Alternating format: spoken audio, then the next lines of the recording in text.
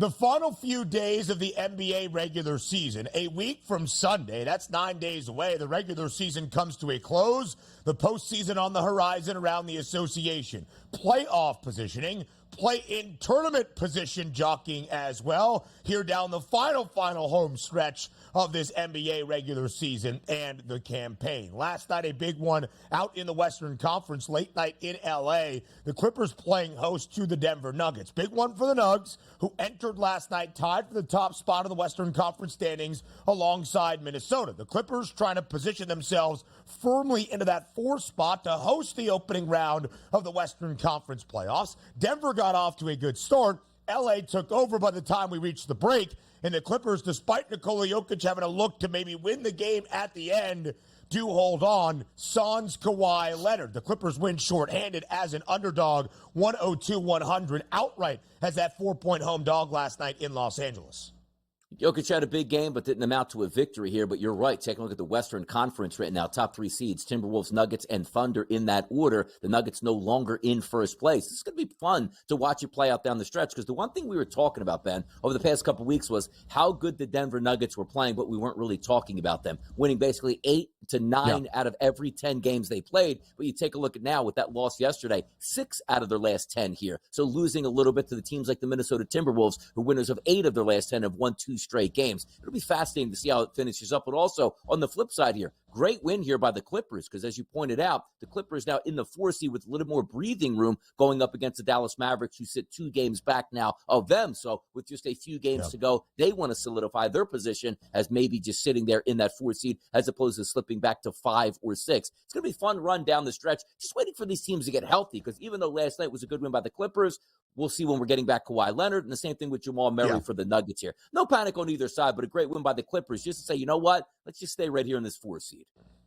The Nuggets still 17-5 since the All-Star break, one of the best in the NBA during this span since we were in Indianapolis at the end of February. The Clippers were not great as an underdog entering last night, just 4-10 ATS, only 3 outright victories, virtually saying if the Clips are an underdog, there is a reason they went outright in a big spot as a dog last night. Denver right now still remains the favorites to win the NBA's Western Conference for a second consecutive year, plus 155.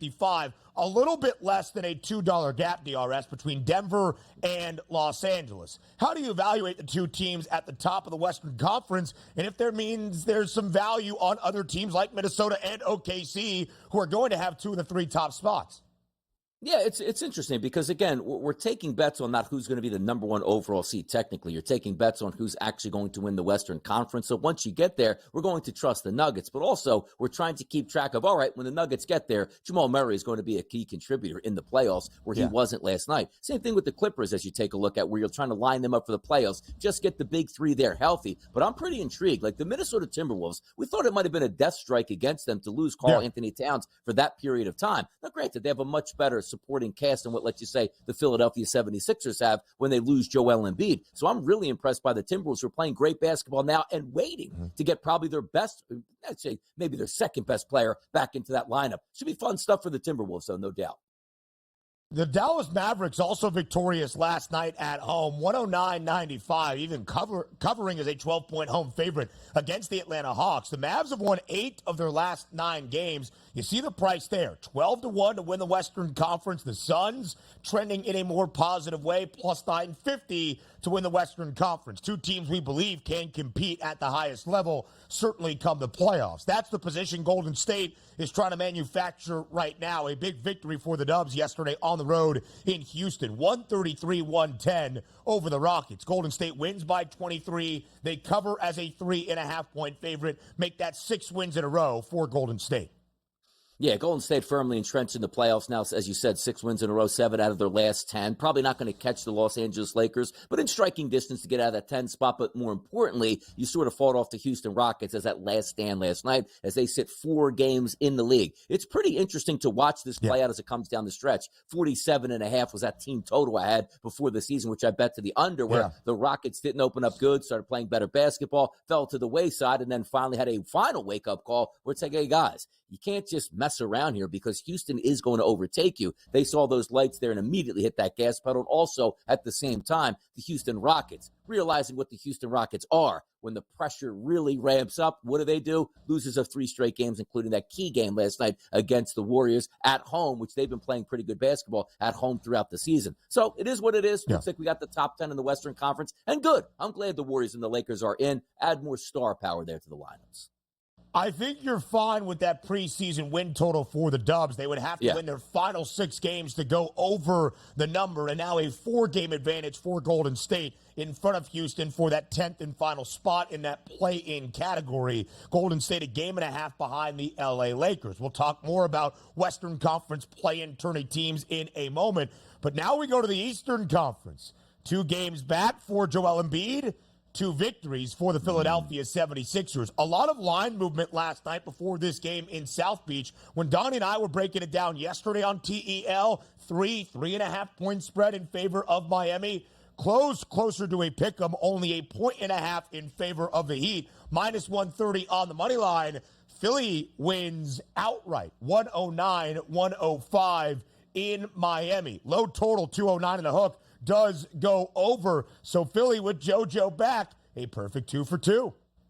There you go. And also a schedule that really sets up for them to try to make a run at the Miami Heat and or the Indiana Pacers to try to get out of that play-in round to get into the top 6 here. Should be fun to watch it play out, but also in that way, you take a look at Embiid, 2nd game back, 33 minutes played, 29 points, and also 37 points from Maxey. See how much easier it is for Maxey to play when somebody else is the focus of the offense as opposed to just him, and that's all you have to stop. I loved what I saw of the Sixers, which included getting that lead primarily all through the first half and into the third quarter. Then you saw the Miami Heat overtake the Philadelphia 76ers. Oh, no, they're just out of gas. It's on the road. Embiid's not going to have enough. And a great close to that game. I'm telling you right now, the Boston Celtics and the Milwaukee Bucks are looking at the Sixers going like, you got to be kidding me. This isn't supposed to be a round 1 game. Watch out for those Sixers, man. Should be good to finish here. Yeah, absolutely so. Right now, Philadelphia in the 8th spot in the Eastern Conference, a half game behind Miami, who is a half game behind Indiana. The Pacers in 6, Miami in 7. A tightly contested play-in tournament race over this final week plus in the NBA regular season. 29 minutes in Joel Embiid's return, 24 points. 33 minutes last night, 29 points, and as DRS shared, 5 triples for Tyrese Maxey and 37 points for the Philadelphia 76ers. Speaking of 5 triples, Tay-Tay, come on down inside Madison Square Garden. The man we will now refer to as Tay-Tay, Donte DiVincenzo for New York. Big victory for the Knicks last night on the day it was confirmed that Julius Randle would be out for the remainder of this season, including the playoff run. And those Villanova New York Knicks, man, they keep hooping and balling. 21 points for DiVincenzo. Again, he hit 5 threes. That was DRS's best bet yesterday. Jalen Brunson had 35 and Josh Hart 31 as well. The New York Knicks win outright as a 3.5 point underdog inside the Garden, 120-109. Yeah, rolling on best bets this week, and that was a fun one to watch because really the handicap was Donte DiVincenzo is going to be able to do whatever he wants out there because nobody else can really take shots, which means 13, 14, 15, 16 plus 3-point shot attempts. Only got 9 last night. Ultra efficient. We're knocking down 5 of those 9 threes, but also shout out to FanDuel Sportsbook, which I did partake in a boost yesterday, which was 25 points out of Brunson, 25 points out of Fox. That one cashed in. That was nice at a plus 150. So great vibes all the way around, including Tay-Tay's 5 triples to cash in. I mean, Tay-Tay is the man here on the early line. I'm going to walk to the Garden, just start yelling Tay-Tay out to try to get him on the show. 5 of 9 for deep last night. Josh Hart, 43 minutes, 14 of 19 from the floor, 31 points, 9 boards, 8 dimes. By the time they are done in the playoffs, maybe shorthanded without Julius Randle and OG Anunoby, Josh Hart is going to be one very, very tired man.